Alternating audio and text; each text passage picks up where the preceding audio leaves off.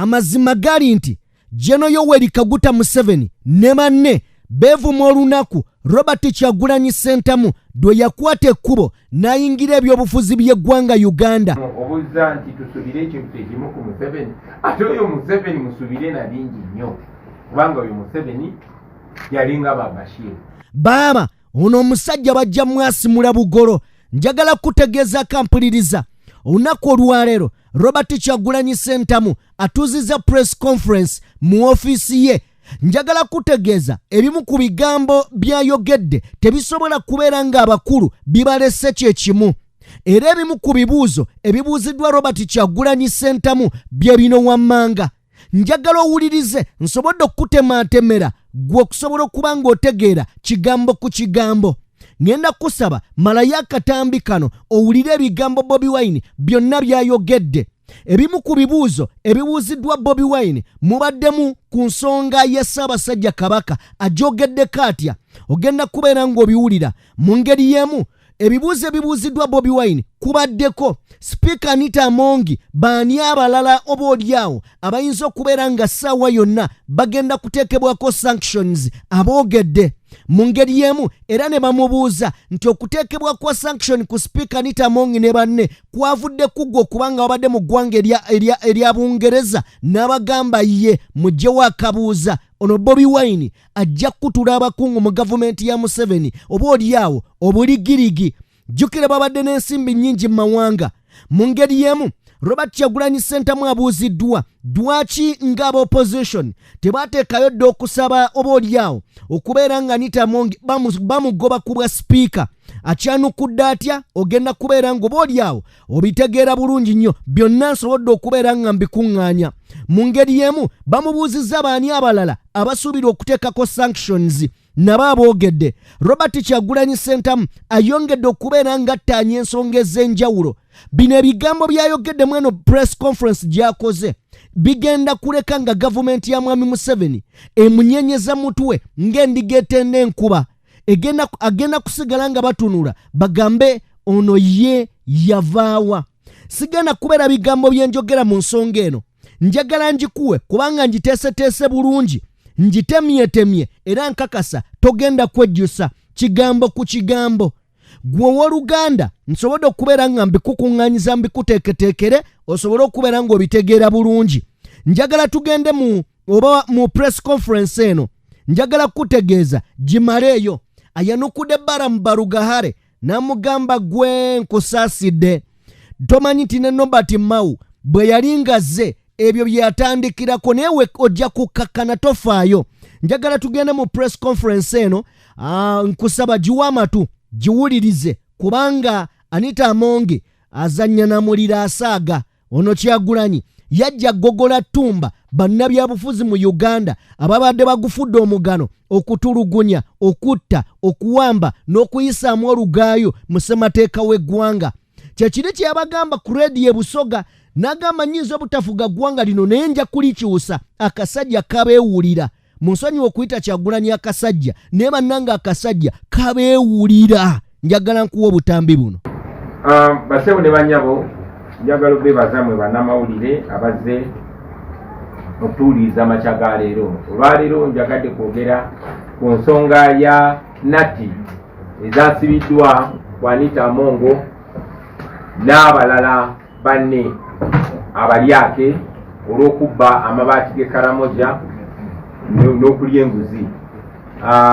Newankubadde Anita Amongo yekka yaliko nati zino naye twasabye nati zino baziteeke ku bonna abenyigira mu bikolwa bino ebyobukenuzi. Ensonga lwaki tusaba amawanga gano ganaggwadda getukolagana nago, Uganda gekolagana nago, agabujirira Uganda sente gye baliira sente zaffe ze batubyeko. Ensonga lwaki tubasaba abasennatti ku bakulembeze abatulugunya abantu n'abali b'enguzi n'ababba sente z'abanaku. Era ensonga lwaki tujaguza nnyo buli we bawaako gwe bataddeko nati tusobola bizingira mu kigambo kimu, impunity. Impunity ani kumu asobola okinziriza mu Luganda baganda bange? Tugambe obutagambwako, tugambe eryanyi So ensonga eyo basebo ne banyabo tugisanyukira kuba tuli mu nsi nga abatufugisa eryanyi bawambye buli kitongole kya gavumenti ekyandikubye ku bakulembeze ku nsoloboto. Tewali asobola bagambako naddala abo bagamba n'obo abo abali connected, tewali asobola bagambako. Ekyokulabirako wano ekyamangu ye Anita Amongo. Anita Amongo anyaguludde sente z'omusolo mu buwumbi mu billions nga tewali asobola mugambako. Evidence weeri, obujulizi we buli ku social media bonna, buli mu public. Wabaddewo Uganda Parliament Exhibition ng'eraga obubbi obugenda maaso Anita Amongo bwakulembedde mu parliament, naye tewali asobola mugambako. Mu kifo ky'omubagambako oba okukola ng'omukulembeze bwe yandikoze Museveni bamulabye bwe yavuddeyo yawaanye bawaane, bwe yavaayo okwogera ku byenguzi yawaana bwanya Anita Amongo yamudifendinga bu defendizi n'amupromotinga n'omupromotinga. Mu kifo kya ebitongole ebikwasa empisa okugamba kwa Amongo bonna baatya, abakumi b'amateeka, abapoliisi n'ebitongole ebikwatagana ku nsonga eyo bonna bamutya. Ekyenjawulo gy'ate ba whistleblowers oba bakalabalaba oba abantu aboogera abalonkomi, ate bo be bali mu kudduka, be bali mu kwekweka, abamu bawaŋŋanguse n'okwaŋŋanguka kubanga bazza omusango gwa Nagomola okwogera ku bubbi bwa Anita Amongo ne banne. Mujjukira abayizi omuli ab'e Makerere n'abalala abaavaayo okwekalakaasa olw'obubbi bw'amabaati obwakolebwa nga bukolebwa abaminisita nga muli ne Speaker wa Parliament ne Vice President n'abalala bangi nnyo. Siba mukomera ne bamala emyezi mingi mukomera, naye ate ng'ababbi bennyini bo babakuza abalala be beefuula nti babakuba ku nsoloboto nti babasibayo saawa busaawa ne babata. Obwo bonna bonna kozesa lyanyi, obwo bonna bubbi, obwo bonna butaswala, eyo yonna impunity. Bwe tunakifuna ekigambo ekitegerekeka amangu naddala eri abato tunakikozesa, naye obwo bonna bubbi, obwo bonna butagambwako, obwo bonna bwakwefuula naggwano. Olwa obwanaggwano obwo buli mugenda maaso, poliisi tesobola kugamba ku Anita Amongo. Inspector General of Government IGG tasobola kumunoonyerezaako nakubaako kyamugamba. Auditor General oba omubalirizi wa gavumenti asirise, ate oyo bayongedde ne bamuvubika omugaati mu kamwa nga gwe bayita Service Award, naye bamuguze naye yasirise. Amakooti tegasobola kuyita Anita Amongo abitebye. DPP tasobola kugula musango kwa Anita Amongo kubanga bonna babasirisa babakakanya. Omubaka wa Parliament yenna agezaako okusitula eddoboozi lye okwogera ku bubbi obukulemberwa Anita Amongo. Mulabye ebyo bamukola, bamusirisa, bamuvuvuba, bamuswaza, bamunyoma. Mwalaba Anita Amongo ng'agamba Honorable Ssekikubo ng'agamba nti byayogera nonsense bya kigwagwa. Obwo bonna bwanaggwano eyo yonna impunity egenda maaso mu Uganda yaffe. So Anita Amongo agenda maaso okweyagaliramu ssente ze, agenda maaso okugula buli kyabbeeyi, agenda maaso okunyumirwa ssente zabbye mu Bannayuganda nga bwazisipendinga ebweru w'eggwanga, bwazinvestinga ebweru w'eggwanga n'ebirala ebikwatagana ku nsonga eyo. Tewali asobola mugambako. Y'ensonga lwaki n'abo abatemudde abantu baffe ebikumi n'ebikumi bali free, batambula teri abagambako, batuuka ne ku mikolo gya gavumenti babateerawo red carpet. N'abakoze ebyobuwemu ebiswazi ebisingira ddala, mwalabye omusajja yavaayo n'akunamira eggwanga naye nga Museveni yamukuziza n'amufuula RDC ow'ewaffe Gomba. Bwebwo obutagambwako obwanaggwano obuli mugenda maaso mu ggwanga lyaffe Uganda. So n'okufaananako ng'ebitongole byonna byonna ebiwambiddwa ne byonoonebwa, n'ekitongole ky'eddembe ery'obuntu Uganda Human Rights Commission nakyo kyawambibwa ne kyonoonebwa. Mwalaba mukyala wa Ngadya nga y'omu kubawagira okuwamba abantu, y'omu kubawagira okubuzaawo abantu n'okureepinga abakazi n'abasajja okubasiyaga nga babasiyagira mu CMI. Mwalaba abamu abaavaayo ne bakyogerako, Wangadya nga yabalemesa. Wangadya yavaayo n'agamba n'okugamba nti abantu abaawambibwa famire zaabwe nga zivuddeyo, n'agamba bo tebaliyo bakiwani. kakati ebyo tebayita impunity basebo ne banyabo. Wangadya ssentebe oba nantebe w'akakiiko ak'eddembe ly'obuntu ate ye kennyini yagezaako n'ogezaako okugulirira famire zaabo ab'abantu abawambibwa n'obbatiisatiisa okusirika okulekeraawo okwogera ku nsonga eno. Obubwanagwano eyo impunity basebo ne banyabo. So mu mbeera eyo abannayuganda baba basigaza ebyokukola bibiri byokka, either kwekumamu omuliro bakozese embeera yonna yonna gye basobola okustopinga bino ebigenda maaso n'okwegobako bano ababbi. Ekyo kiba kiganye nga bwe bagezaako kiremesa nga bakozesa emmundu nga bakozesa ettemu. Ekyokubiri kiba kyakutuukirira oba kusaba agamawanga ge tukolagana nabo bwabo international community ng'ate ge mawanga agavujjirira gavumenti ya Museveni sente ge gayimirizaawo gavumenti eno kwe kugasaba okubaako kye gakola obutawagira bikolobero biri mugenda maaso mu ggwanga. So twagala mumanye nti okubagaana okugenda mu mawanga gano okuwamba ebyobugagga byabwe n'eby'abantu baabwe kiyinza obutateeka bano ababbi n'abatemu mu makomera, naye ate kiyambako kubanga kibalemesa okugenda mu mawanga gano gye batereka ssente zaffe gye bainvestinga ssente zaffe okuzinyumirwa. Bwe banga Uganda bwe buliri bwabwe babwebakemu nga bwe babwaze. Twagala babeere wano e Uganda bagende mu malwaliro gaffe batambulire ku nguudo zaffe, bizinesi bagikolere wano n'ebizigo nabyo babigule mu Uganda. Njagala bebaza olw'okumpuliriza era ngenda kubasaba abalina ebibuuzo mubimbuuze basebo ne banyama. Kale mwebale nnyo mwebale ddala. Thank you. Mwami Balamu yakusaba olukalala lw'abantu baffe abawambibwa ababuzibwawo n'abo abali mu makomera awatali musango. Newankubadde lisiti eyo yali yatwalibwa dda mu parliament, lisiti eyo era yamuweebwa. Kakati ali mu kusaba kiwandiiko nga kiriko omukono gwange n'ogw'abakulembeze bannange, naye ndi mu kwebuuza nti weewuusa bwa tayipu ki Balamu bw'agamba. Kyagamba ye ekyo kankyesirikire, naye njagala mwami Balamu amanye nti si yasoose. Nobert Mao nga bakamu omulimu nga bamuwadde obwa minisita ebyo bye yasookeramu, naye kati simanyi kyali mu kugamba ggwanga saawa zino.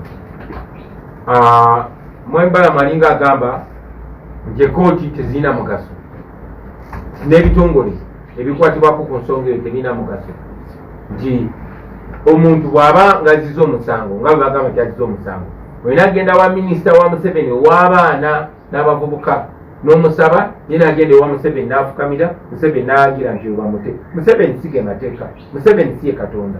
Tulina amateeka wano newankubadde tegaweebwa kitiibwa, ne tumanyi nti gye bujja Mwami Balamu ajja kumanya nti gwadiringa naye nakyemalira, atakyalina buswavu, atakyaswala wabula nga aswaza buswaza.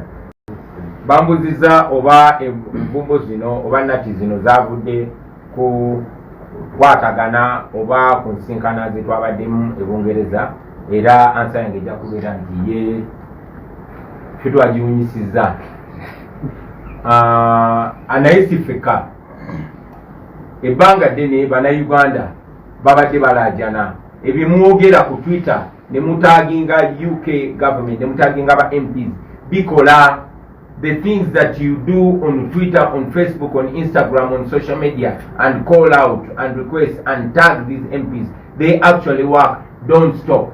So when I went to the UK, because in Uganda, when against the UK munsinkana zino, twayongedde bongezi tofaali kwekyo ekibadde kizimbibwa ebbanga lyonna, era nga bwe mwalabye abakulembeze baayo nga mumuli ne Speaker wa Parliament ya UK bavuddeyo ne babategeeza nti oluvannyuma lw'okusinkana ne ttiimu yaffe basazeewo ne bateekinga action eyo. So yes, kikolera ddala era temulekeraawo, si ffe ffekka wabula ffe tukulembera bukulembezi ku makinga sure tugusa kye mubadde mulaajanira ebbanga lyonna. Derek abuuzizza nti opposition tenavaayo kusaba Anita Mongo kulekulira. Twakikola dda, twakikola mu kapasite yaffe ng'abatali mu parliament naye n'omukulembeze waffe mu parliament Right Honorable Joel Ssenyonyi mulabye ng'agezaako okuyita mu makubo gonna agasoboka. Ne munakikkiriziganya nange nti ebitongole byonna byawandibwa, byasirisibwa, byakulibwamu amannyo. Ensonga lwaki olunaku lwaleero tuli basanyufu nti basobola okuwamba ebitongole byawandibwa naye ate ebyebulaaya tebasobola biwamba. Ensonga lwaki byo tusanyuse nti birina kye bikoze. Oba oli awo paliamenti yaffe bw'eneeterera tunafuna enfuga ey'amateeka ababbi abo bajja kisasulira. Naye era kituufu nti waliwo ne bannaffe abamu abali mu opposition naye ngo balaba baavuddeyo okuwagira Anita Mongo n'obubbi bwe.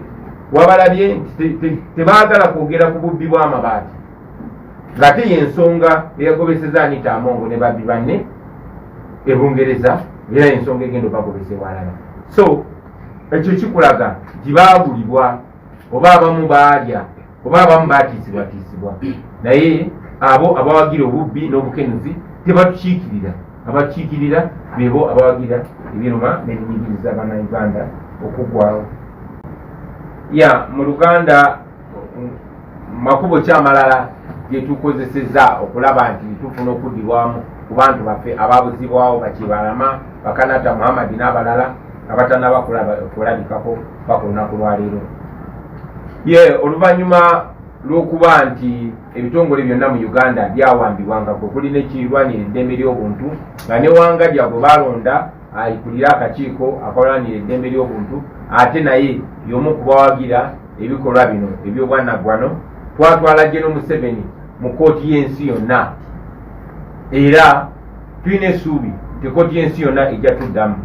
Naye ate si yokka, ebitongole bingi nnyo nnyo mwe mujja kuba mulaba bulabi mu maaso ku lukimbi mujja kuba mulaba nga amapeesa g'enyigawo emizi naye njagala bakakasa nti tuukiridde buli kitongole kyonna ku lukalu lw'ensi okulaba nga tufuna obwenkanya, okulaba nga tufuna baganda baffe abo abaabuzibwawo ate nga tujja bafuna Mukama nga ye musumba waffe. Ekyo kankyogere mu Luganda yennyini ate mbuzi asobole okuntegeera.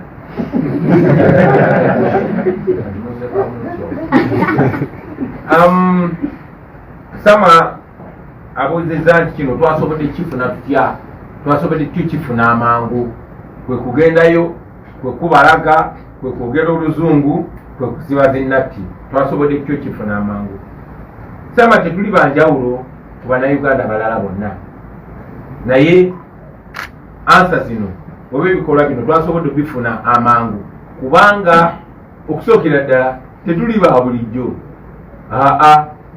Yeffe bali naye ate ng'ogyeko n'ekyo njagala mmanyi nti okuyaayana kwammwe kuwulirizibwa, okukaaba kwammwe kuwulirizibwa.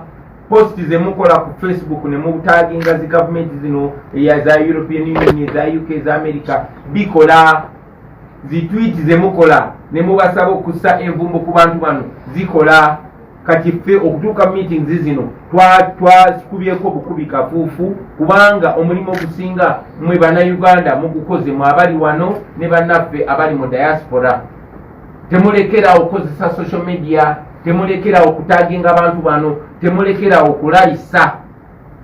Bino byonna bibala byakulabisa. Twatuuseeyo nga tetweyogeza bweyogeza wabula ng'ensonga bagimanyi. Ffe twagenzeeyo nga bakulembeze kugamba bugambi okukaba kwa bannayuganda mukulabye nti kwe kuno ne bagamba mwagala tukole ki ne mugamba kaba wuyo na wuyo na wuyo na wuyo. Ate abo be batono batubuuza n'otubuuza nti baani abalala abali targeted bangi nnyo. Omubbi omukulu ye Museveni ne banne bannabbanja n'abalala bakinyigiddemu balugolobi n'abalala bano ba Anita Mongo. Ekyo kikyali kituuza n'abalala bajja. Buli amanyi nti mubbi, buli amanyi nti akwata ku mabaati g'e Karamoja, buli amanyi nti yenyigira mu kunyagulula eddembe ly'Abannayuganda, buli amanyi nti yenyigira mu kutulugunya Abannayuganda, okuwamba Abannayuganda bonna nga ne mukyala Wangadya mwali bonna bali targeted. Njagala okutwala n'omukisa guno okwebaza diaspora timu zaffe, okwebaza Comrade Kauma, okwebaza Comrade Lee Oryema Kachogena mu Luzungu. I want to take this opportunity to thank and salute our diaspora leadership. Comrade Daniel Kauma, Comrade Lee Oriema, Peter Ekakolu, and all the leaders that we have in the diaspora for standing firm, for leading us, for insisting, for knocking on doors, for petitioning, for speaking a lot of English, a lot of French, a lot of all these other languages in search for freedom, in search for remedy, in search for redress for the suffocation and suffering of the people of Uganda. Don't stop. We shall push from where we stand, push from where you stand. And you on social media, now you know the fruits of your noise making. Now you see the fruits of your lavissaring. Please continue exposing. Continue, please. The final question was from Ranita Mo. I think I already mentioned that many others are targeted. People like Damolira Christopher, people like Abel Kandiho, we know he has sanctions, but we want more sanctions. People like Kasigas, people like Wangadia, people like Nabanja, everybody that is involved in gross human rights violations, everybody that is involved in the raping of women in custody in CMI, everybody that is involved in the sodomizing of young men in CMI in detention, everybody that is involved in the torture of detainees in CMI, in police custody, we are coming for you. Map media ndoze kyone bwenkidamu mu Luganda. Era kyekimu obuuza nti tusubire ekintu kyekimu ku Museveni. Ate oyo Museveni musubire na bingi nnyo. Kubanga oyo Museveni yalinga Bashir. Naye ebibye nizo okubibategeeza nga bituuseyo. Bambuzo oba tunagenda mu kalulu aka 2026 era oba twagala electoral reforms, naye kugambye nti okuvuluga amateeka oba obwannagwano tebuba na ngeri gy'obutereeza ti amateeka neta tugamenye bwe katugamenye mu ngeri eno. Ekina okubeerawo tetulina kumenya amateeka, ekyennaku tetukyali mu mbeera eyo. So tubola tubadde tubagamba tulwana okumakinga sure gavumenti ya Museveni egwa kati. Museveni singa ateekebwako envumbo kati, singa ayitibwa mu kkooti y'ensi yonna kati, tuba tumunafuyiza kati, era tugenda musuula kati nga tetunatuuka mu 2026. Nene bwe tuba tutuuse mu 2026 tuba twagala protest vote. Protest vote ke kalulu aka ekyo mukintusize mu Uganda. Ekisooka ak'okuzoganya. Siitabuuziza nti Anita Mongo ne banne baadde bagamba nti ensonga lwaki bamutaddeko nati zino kwe kuyisa etteeka ly'ebisiyaga. Naye ekyo mwena mukimanyi kya bulimba, kubanga amazima amatuufu Anita Mongo yabba amabaati g'e Karamoja, era mu buswavu ng'amaze okukwatibwa n'agakwata n'agakomyawo. Kati mateeka bwe bakwata ng'obbye ekintu togamba bugambi kale engeri gy'onkuteeka nkikomyewo, no, olina okukwasibwa amateeka. Naye oba olw'obwannagwano buli wano tewali kyatuukawo, nammwe bannamawulire ne babalagira mulekerawo okubyogerako. Njagala okubuuza, singa bisiyaga bye byakwatisizza Anita Mongo oba bye byamugobesezza e Bungereza, eyaleeta etteeka eryo bamuyitawo ne Asumani Basalirwa, lwaki tali ku lisiti eyo? Eyali sekendi nga bali bamuyitawo Honorable Jonathan Odu, lwaki Jonathan Odu tebamutaddeko nati, lwaki tali ku lisiti eyo? In fact nalabye Honorable Odu Jonathan ng'awagira okugoba kwa Anita Mongo, naye ng'agamba nti si yeyeka ne bano babbi banna abalala bali, wabula balina kuba bangi. Era ffenna tukkaanya naye, era tugamba nti eyo ekyali ntandiko, ekyo kituuza. Twagala bonna batekebwe envumbo. Mpozi okukiteeka mu context, okunnyonnyola bannayuganda, kino si kyakugoba bugobi Anita Mongo ne babbi banne e Bulaaya oba mu mawanga gonna agali mu kago gwa Bulaaya. Nedda, kino kyakumuteekako nvumbo na kuwamba byabugagga bye n'abantu be byonna byakoze ne bya investinze mu mawanga g'e Bulaaya. Mujja kujjukira nti abantu bano ababba sente zaffe ba investinga mu mawanga g'ebweru, balina zimoolo e Bulaaya, balina amayumba mangi e Bulaaya, balina ebyobugagga bingi e Bulaaya, naye nga babibbaamu sente zaffe wano. Kaakati waliwo etteeka libagiriyita Global Magnitsky. Etteeka eryo likwata abo bonna abenyigira mu bulyake mukutobola eddembe ly'abantu n'okulya enguzi, era lirumira ddala okuva mu kubaga n'okuyingira mawanga ago okweyagalira mu byobugagga by'amawanga ago, naye gawamba n'ebyobugagga byabwe ne gabisaako envumbo. Gavumenti ey'abantu bwe neeyingira mu buyinza ebintu ebyo nga bidde eby'eggwanga. So bwe munaawulira nti bataddeko bano bakayihula ba Museveni, bwe munaawulira nti babataddeko envumbo, baba bawambye ebyobugagga byabwe nga bigenda kufuuka bya Uganda.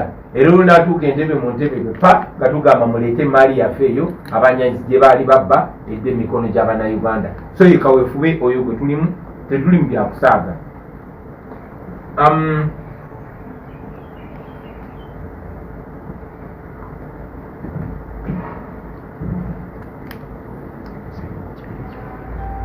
Waliwo abuuza nti waliwo n'enjogera egamba nti ebyo byabadde byakoleddwa olw'okugenda kwange ennyo e Bulaaya n'okusinkana n'ago amawanga n'abakulembeze b'amawanga ago Uganda gekolagana nabo, naddala ago agabadde gasinga okulugirira gavumenti ya Museveni ssente. Ye kituufu, ate si nze nzekka, ne bannaffe abalala abo ababeerayo mu diaspora abakola emirimu egyo nga tetuliyo, naye nange bwe ŋŋenda baŋŋenze kuteekako sitampu. Waliwo enjogera gye baadde bagezaako okugamba nti abasuubuzi okubonaabona kwabwe kwavudde ku nnatti eziteekebwa ku babbi, ku bantu abababba. Ekyo mwe temulaba nti kyabwewusa. Abasuubuzi babonaabona olw'emisolo egibwakaligibwa nga gibakaligibwa bano ababbi abakozi ba Museveni, nga gibakaligirwa basobole okufuna ssente ze baneegabira. Ono tumuwaddeyo obukadde 1,000, ono tumuwaddeyo 5, ono tumuwaddeyo meka, nenanitamu nga ayagala biliyoni meka. Ezo ssente babanzibe. Museveni buli lunaku akozesa biliyoni 2. Agenda n'ekibaasa ekyokugaba buli walaga. Ebyo byonna bikolebwa mu ssente zammwe ez'omuwoomusolo. Babakaliga emisolo gye mutasobola, tegizimba nguudo, tegizimba amalwaliro, tegikola ku byanjigiriza, wabula gikola okubanyigiriza na kweyagala kwabwe. Kaakati ekyo kitwagala okusitopinga, era ndowooza mulaba tutandise ate tukyagendera ddala maaso. So abasuubuzi tebabonaabona lwa nnatti ziteekebwa ku babbi. Abasuubuzi babonaabona olw'emisolo egibakaligiddwa. Omukyalo omwambuuziza nti ekya bwene nja kiddamu wadde tekiri ku mulamwa n'omulundi n'ogumu. Ambuuziza nti ekya Dr. Besigye okutambula mu ggwanga kindekawa. Kinsanzeewa. Bwe kinsanze bwe kindeka. Nze nonkyaniriza nnyo kuba Dr. Besigye tukwatagana bulungi. Ffenna atulwanyisa nakyemalira. Ffenna twagala buli omu akwate bw'akwata okulaba nga tunafunya Museveni. So kirungi nnyo okutambulira nkunga ne bakulembeze bannaffe bonna bwe batambula kasita message baba batambuza eba yakunafuya oluvannyuma tusobole okusuula Museveni. Eyo njibwero kaminga nnyo. Mwabalina akatengo, nsaba akatengo kamwe mukeesigalize. Ambuuza ku mwami Abedi gy'abeera ayogera nti ntambula nnyo. Ntambula nnyo. Ntinninya nnyo ennyonyi. Simanyi oba waliwo emmeeri etuuka e Bulaaya. Singa waliwo booda esobola okuntuusa e Bungereza nga nyina meeting zange esobola ogirinnya. N'engeri gye tukozesa nnyonyi gye tukozesa. Ate kino si kipya nnyo ku nze. Nze emyaka egisukka 2 bwentyo bwe mbadde. Kubanga mbadde Bobi Wine ebbanga lyonna abantu abamu bo balabye entambula nga ndi mukulembeze. Naye munansaasira. Basita bwe batyo bwe batera okubeera ate mbadde sita omala emyaka egisukka 40. Naye ekibuuzo ekiriwo nti kino kiyamba kitya abawagizi ba NUP. Njagala mmanye ti buli wabaawo okunafuizibwa ku ludda lwa Museveni kituyamba. Buli mubbi omu bwe tumutema enteega kituyamba. Kati yanita Amongo enteega ze mmye, Kituutu enteega mmye, Nandutu enteega mmye, naye tekitumala. Twagala Museveni ye mubbi omukulu n'abo bonna baakola nabo. So tukyagenda mu maaso. Ebitwala e Bulaaya tuba tetugenze jasi kuyimba buyimbi. Newankubadde n'okuyimba tukumanyi. Tugenda ne tuyimba, mwatu ne tukolayo ne kasente. naye ate ne tuvaayo ng'ate mmwe tubatadde abanyigiriza bannayuganda tubatadde tubalina okuba. So tetujja kulekeraawo kaweefube oyo. Nowanda Mao yali agezaako okulaba nga batulemesa okutambula ebweru w'eggwanga kubanga bamanyi kye tuba tugenza okubakola. Njagala mumanye baganda bange nti ssente ze beewola mu linnya lyammwe nnyingi nnyo. Olunaku lwaleero buli munnayuganda abangibwa n'omwana wo gwazadde jjo abangibwa miliyoni essuuka 2 ate nga bakyayongera okwewola bazeewola mu mannya gammwe. Mmwe mulina okusasula, mmwe be baateekayo ng'omusingo. Ssente ezo zeewolebwa kubanga eri babateekerawo ekifaananyi ekirungi. Kati ebyo bye mba ŋŋenze okumenyaamenya. Gavumenti ya Amerika ewa $7 biliyoni buli mwaka. Biliyoni si $1 million. $9 million 10. $1 million emu erimu biliyoni za wano 3.7 kati gwe kikubiseemu ekyo emirundi 1000. So njagala mumanyi nti buli bwe tugende Bulaaya buli tusinkana abakulembeze abo tuba tetugenze basaba ssente, tuba tugenze bagamba tetubasaze wano basaba buyambi, tuzze wano kubagamba nti mulekeraawo okuvujjirira okunyigirizibwa kwaffe. Tuli basanyufu ti buno obusiteepu butono babutandise naye twagala siteepu nyingi nnyo ate nga mujja ziraba basebo ne banyabo. Bambuuziza lwaki tetugenda mu kooti ne tuwaaba omusango ku lwa Service Awards zino naye era kibazeemu nti kooti zaffe endiga yazitomera. Ekooti zaffe tezirina manyire, teziruma kubanga bazimalamu dda amaanyi. Naloopa omusango olw'okuŋŋaana okukola omulimu gwange ogw'okuyimba. Ekooti neeragira ebitongole bya gavumenti birekeraawo okunemesa okukola naye tebyadiwa kitiibwa. Emmotoka zange mulitundwa baziwambira mu Arua zikyaliyo. Kooti yalagira bazinzirize naye baagana ozinzirize n'ebirala bingi nnyo. So tewali nfuga y'amateeka wano basebe ne banyabo, saagala tweyimbe.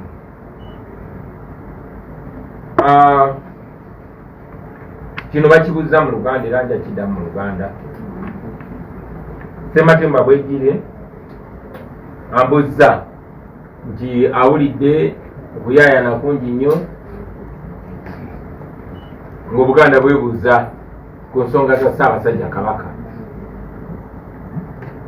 Nga bw'omanyi nti obuvunaanyizibwa bwange tebukoma waffe Buganda yokka wabula bugenda mu Uganda yonna era ebitundu bya Uganda yonna mbitumbira kyekimu era ndiwo ekitiibwa kyekimu naye era nange kinkwatako. Naye waliyo abakulembeze abatwala Obuganda era abavunaanyizibwa ku nsonga eyo. So nange nja kweyazika ebigambo bya Medi Nsereko ugambe nti buuza Mayiga webale nnyo webadalika.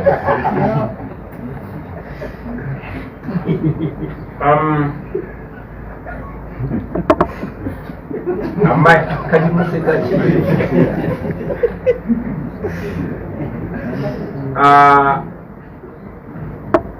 Are you coming back in 2026?